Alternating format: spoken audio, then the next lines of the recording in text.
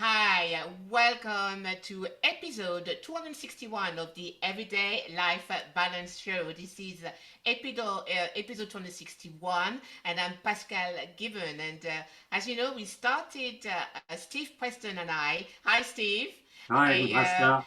hi, we started this series on work life, and this is part two of work life. And the part one was entitled "How the Notion of Work-Life Balance Has Changed Over the Years." And this week, this episode, we are going to talk about whether work-life balance is a myth or reality. But first of all, let me introduce you to Steve Preston. Steve is known as a career catalyst.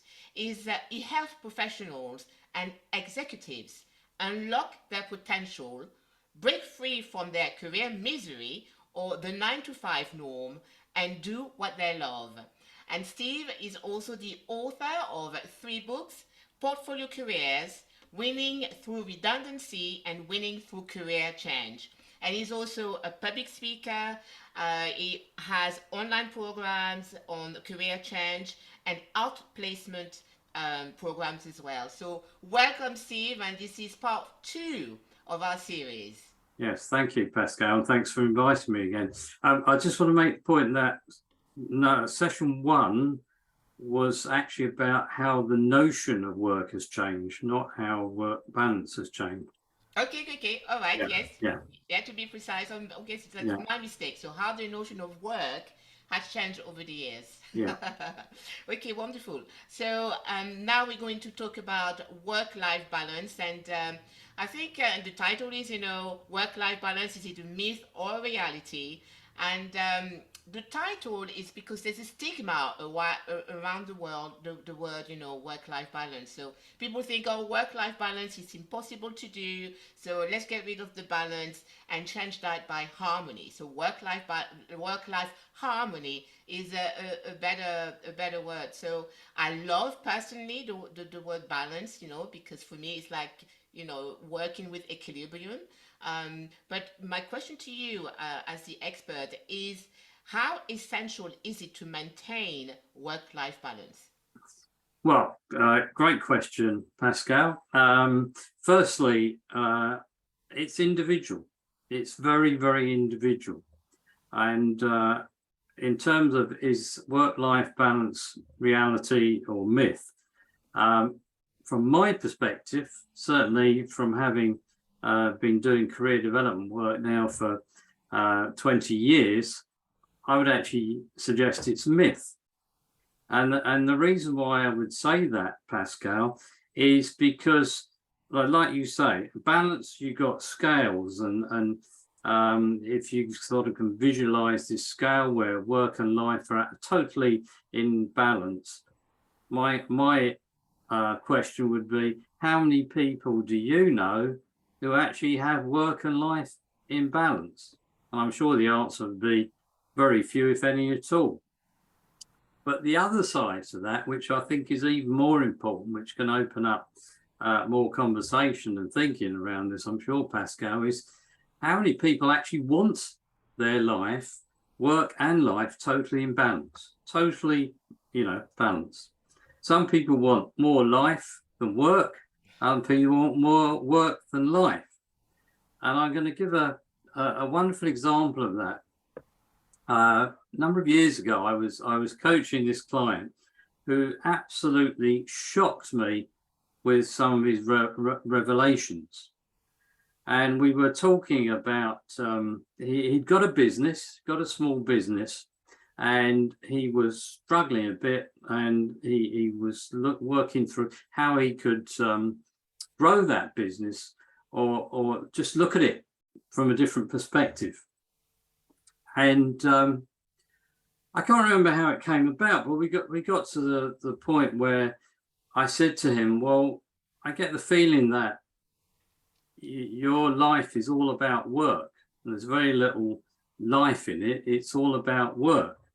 And maybe you need to start changing that so you can actually have time to be and focus on your business rather than constantly being in it all the time.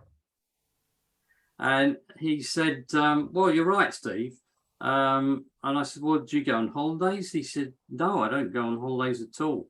I don't like holidays. My wife goes on holidays with her friends, and I stay at home and run the business. I think, oh my goodness. That was his choice, though. You know, and life is all about the choices you make. And then the more we delved into it, it turned out that he was sort of 80% work, 20% life. He was very happy with that, except for the fact that it was clearly not helping his business, because he just couldn't see the wood for the trees. He was spending so much time doing, he couldn't take the time to come away from that and get the clarity of thought around his business. And it's only when I sort of paraphrase that back to him, if you like, Pascal, that the penny suddenly drops, and he thought, well, maybe actually I do need to spend more time away from the business and just relax a bit more, find an interest, whatever, and then maybe I'll be more productive in my business. And that was a real, I mean, we're going back here probably, I don't know, about 18 years ago. That was a real lesson to me as well, doing career development work, you know, because the natural assumption we have is most people at least want some sort of, you know, almost balanced work and life, whereas clearly he was all work and no life. So I think it's very, very individual. So you're saying that, you know, basically achieving work-life balance is actually really difficult to do. So in that regard, it is a myth, but striving to create balance, you know, between work and life is not a myth. It's not a myth, Pascal. However, this is where you talked about harmony. This is where I talk about what I call the blended or a blended working lifestyle, because it's the blend that's important, not the balance. So, for instance, if you wanted to have a blend of work and life that included, just for an example, within that, it might include some voluntary work, some paid work. You may want to have certain personal development activities within that, and certain other activities that are non-work related, but that are absolutely essential ingredients in your life that make you a better person. And, you know, in the first one of these sessions, we talked about the impact of the pandemic. And certainly, you know, as I mentioned then, the pandemic really got so many people around the globe challenging their thinking about the work they do, what they wanted from work, and so on. And this is a key aspect of it. So the blend, you know, what's your blend, if you like? And I wrote a blog about this a number of years ago, which attracted a lot of attention. And then what I did, I actually, in my Portfolio Careers book, I've got a whole section of it about balance versus blend. And a lot of people over the years have resonated that, and it's helped unlock their thinking, because aside of anything else, Pascal, a lot of people, regardless of their profession and how old they are, they feel under pressure that they have to have some sort of work and life balance. But obviously, it depends on what stage you are with your career. I mean, certainly, you know, if I go back a number of years ago when I was in the corporate world and I had a very senior management role, I definitely had far more work than life going on. But running my own business, after a number of years having got established, I was determined to make sure it was the other way round. And so an example of that, and I learned this from the great Brian Tracy, the personal development and success guru, who's written numerous global best-selling books. You know, one of his strategies is that at the beginning of the year, you should sit down with your wife, husband, partner, if you have one, and schedule in your holidays. Yeah. And so you absolutely make sure those are in tablets of stone. Because otherwise, what happens, Pascal? I'm sure you know as well as I do. And I remember that, you know, in my corporate days, something comes along to sabotage that time. Mm-hmm. And so many people, I don't know what the statistics are nowadays, but I remember a survey pre-COVID, which suggested that I think it was a huge percentage, about 60% of managers and leaders never took their annual leave entitlement. Yeah, especially in the UK, I think. I remember reading Yeah, this. not just the UK, but the US, where they get substantially less holiday. I mean, I know that because our daughter works out there. Mm-hmm. And in general, most people only get 3 weeks annual leave. But so many people over there are frightened of losing their jobs that they don't necessarily take all that annual leave. And so their stress levels and efficiency levels are constantly being challenged as a result of not having that free time, that lifetime, that be time, being rather than doing. So they're constantly, it's like a treadmill, isn't it?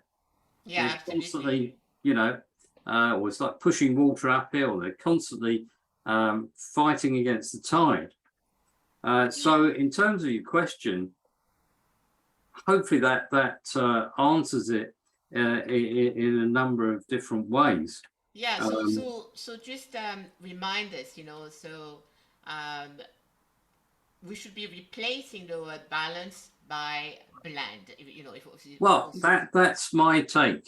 Okay.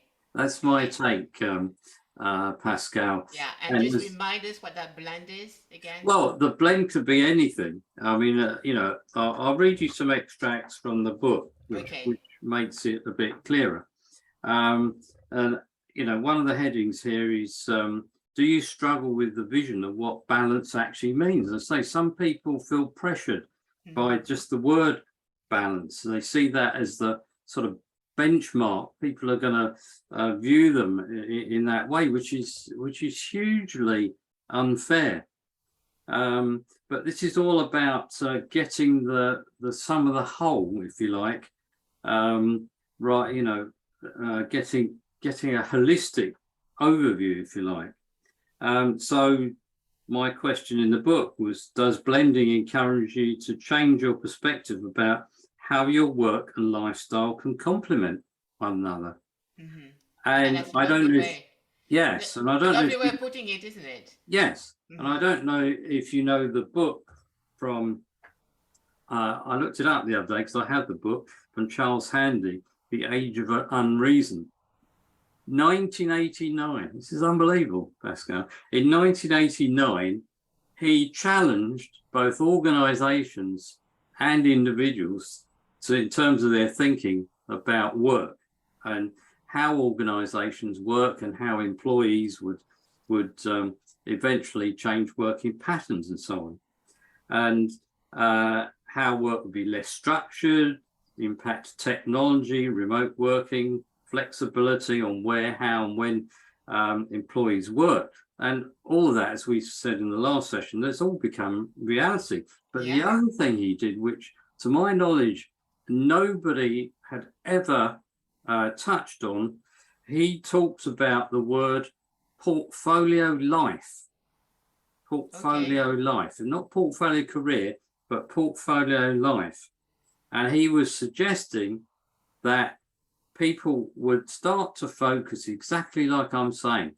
So I sort of took that thinking and created the blended working lifestyle where, say, you have your work, you have your leisure activities, you have your personal development or professional development activities, you have all the things that are dear to you, all wrapped under one banner. Mm-hmm. In the book, I talk about it as the umbrella of choice. And when you start to think about it in that way, what it means is, and I'll give you a good example. For instance, I'm passionate about tennis. So over the last few years, even though, I'm running a business, I made sure that I had my leisure time to play tennis. And sometimes that would even be during the working week.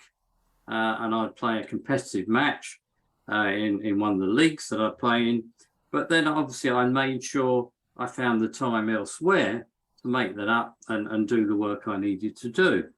But that's all part of my blended working lifestyle.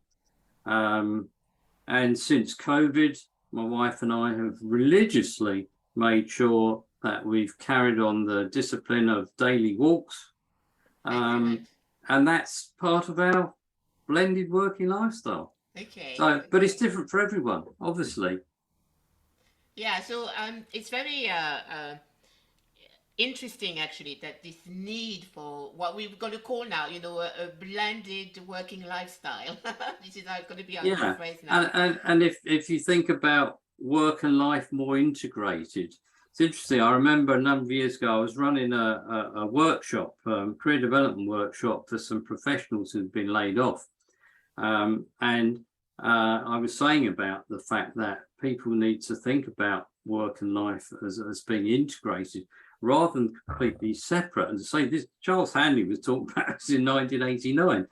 And it was fascinating because I remember in one particular group, everyone agreed, but except this one guy in one particular group who said, well, in my culture, and he was from an Asian culture, he said, it's felt that work and life should never the twain meet, if you like.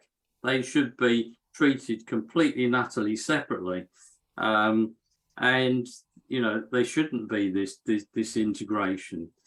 He agreed, though, that he felt it was very healthy to have that integration of work and life. And of course, the other thing is, and if you think about the benefits of all this from a well-being perspective, if you're happy in your work, you're going to be happy in your life, and vice versa. If you're happy in your life, you've got a much greater chance of being happy in your work. And of course, the other side of that, as my T-shirt says, a lot of that is based on doing what you love. That's the other side of it. What is the point of trying to achieve a balance, a blend, or whatever you want to call it, but most of the time the work you do, you don't enjoy it in the first place? That's clearly not going to be very healthy. Yeah, so really, what that brings me basically to the subject of life purpose. So, or really doing something that is meaningful, that is purposeful, and that matters to you and that you love. So, the idea of the blended, working life, I think. Really shows that there is two shifts, I think, for me. One is the project that the UK launched back in June, which is the 4-day week global, the program, the pilot program that they launched, which shows a need, for, probably a shift into working 4 days a week as opposed to 5 days a week, And then the second one is this need to find purpose and meaning in the work that we do. So it's great that we're moving now onto the subject of life purpose and reducing. Yeah. Well, let me just touch on those 2 points, Pascal. The 4-day working week experiment. I mean, this is a fascinating one because I don't know if you're aware, but it's been trialled in a number of countries around the world. Iceland are actually the world leaders in this. And in fact, it's mostly Scandinavian countries, Sweden also, and I know Denmark, I think they're trialing it as well. And in New Zealand, they also had trials. Now, to my knowledge, Pascal, the results of such trials have been pretty consistent wherever they've been.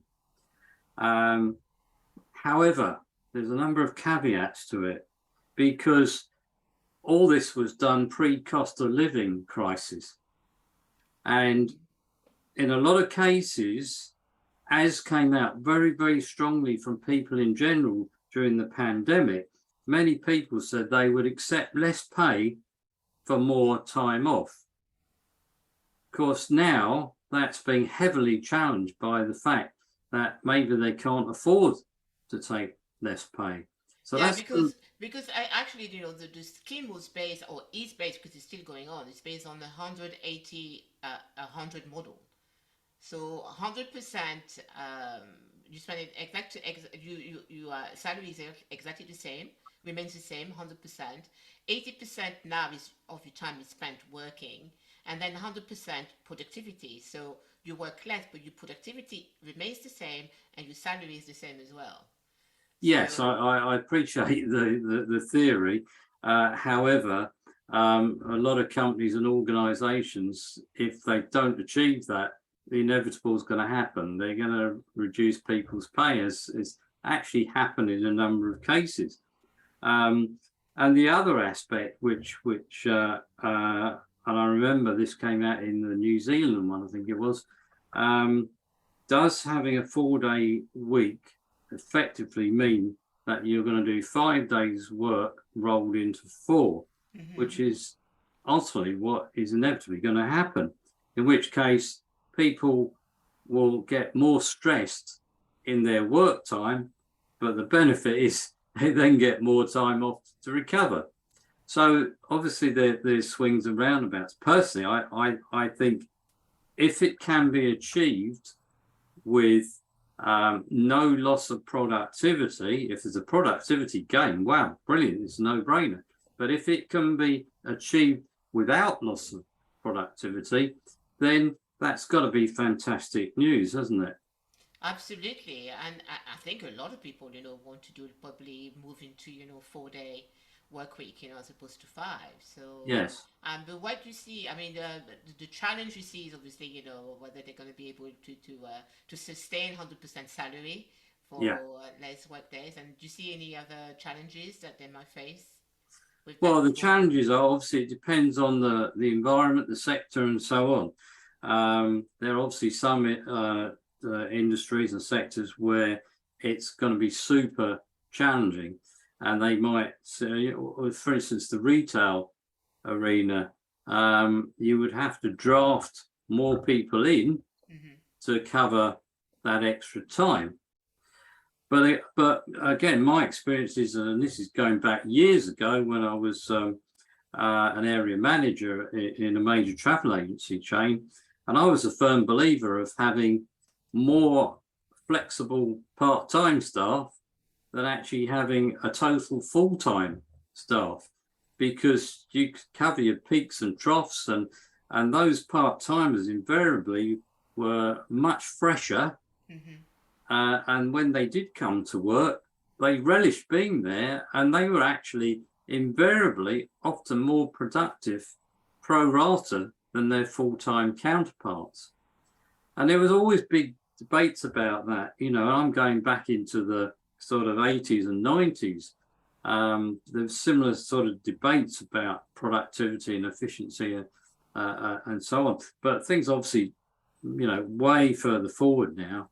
And the big advantage is, there's technology now, which has had such a massive difference in how people work, the way they work. And so a lot of this can be achieved now. And arguably, it should be achieved.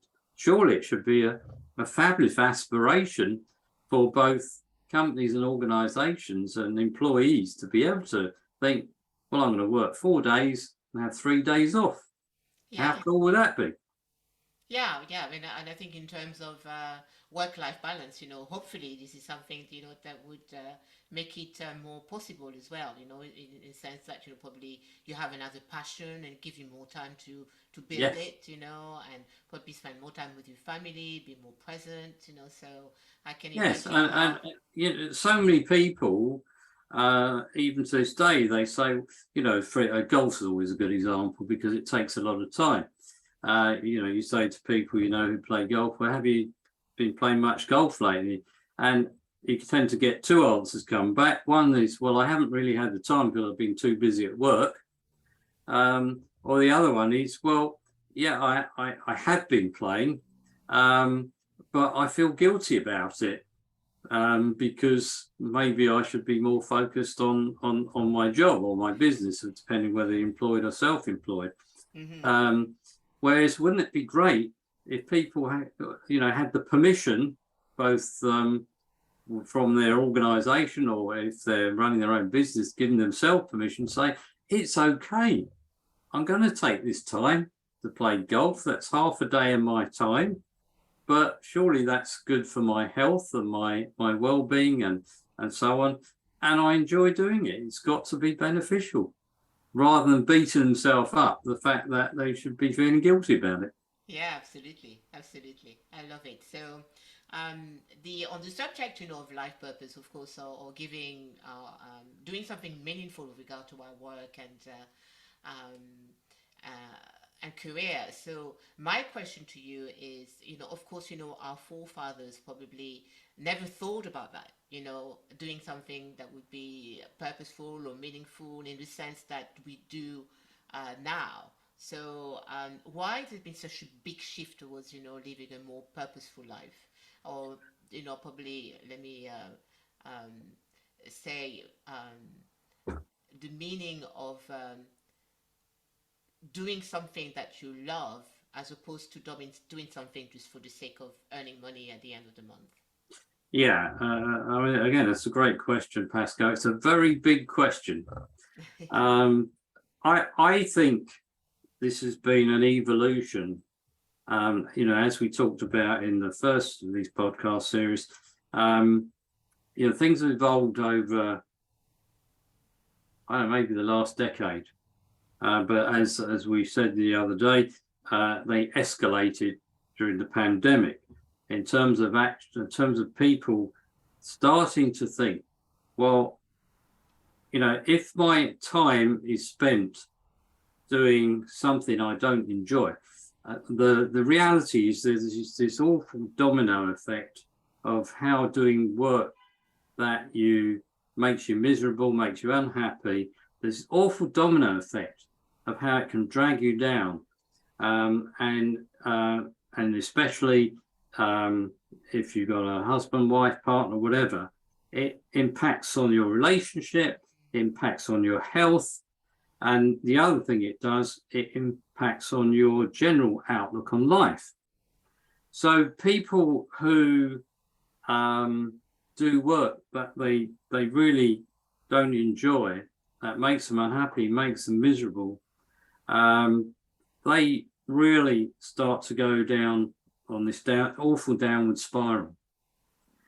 And it's no secret nowadays, there are so many different things you can do, and there's so many things that people can do that they're passionate about, they've got interests, talents, and so on, that they enjoy. So surely, if you spend the majority of your working time, well, like my mantra is that you spend more waking hours at work than any other activity. Yeah. Life is too short, so why be unhappy? Take the leap of faith and do what you love. I mean, I think that probably sums it up, Pascal. So Steve, can you give us an example of someone who came to you and who was extremely miserable at work and shifted into a more purposeful job? I can do, but before that, Yeah. what I'd like to do is to share with you a little story about legacy, and also for the listeners, a wonderful little exercise which they can do themselves. Wonderful. Yeah. Yeah, sure. And this is, I think I write about this in my Winning Through Career Change book. But it's a fabulous exercise, and it all came about as a result of an impromptu coaching session with a friend. And it was one of my friends who said to me, well, could I help their husband? And it's literally on the spur of the moment. And I thought, oh my goodness me, talk about, dumping it on you. And they said, he's got a real dilemma. And I said, well, what's that? And they said, well, he's in the job he's at the moment, he's unhappy. He's really good at it. And he's got a couple of other opportunities, but he's not sure what he should do. He's not sure whether he should go for, let's call them 1 and 2. He's not sure whether he should look at opportunity 1, opportunity 2, or just stick where he is. So anyway, I sat down with him, and I'm thinking, right, I need to get my head around this. And then it just suddenly dawned on me, the best way, what was the best way to take this forward? What was the best way to get him thinking about how and why and what the right opportunity was, if you like? So I said, well, firstly, can you explain to me what each of the other 2 opportunities are? Yeah. And then explain what you see to be the pros and cons. And he explained that, with good clarity. And then I hit him with the thunderbolt. And I said, okay, so I get all of that. I mean, basically, he could do opportunity 1, he could do opportunity 2. He could do them both. And he could obviously carry on doing what he was doing, but it was clearly not making him happy. So I said, okay, what would you like your legacy to be? What would you like your legacy to be? And you could have heard a pin drop, Pascal. He just stopped dead in his tracks, and he looked at me, and he gazed up to the ceiling. It's sort of a memory recall, if you like. And I could see him trying to visualize these opportunities. And he said, wow, put like that, Steve, there's only one option. And I said, okay, so what is it? And well, why is it in the first place? And he said, well, I want my legacy to be, and I can't remember exactly what he said, but he's very, very specific, Pascal, about what he wanted his legacy to be. And this is a senior leader in the National Health Service in the UK. Okay. And he said, yeah, I'd like to be known as the person for blah, blah, blah, blah. And now you put it that way, Steve, then the only way I'm going to be able to achieve that is to go for opportunity. I think it was opportunity 1. So he said, this has been fantastic. Wow. Because I've been struggling so much.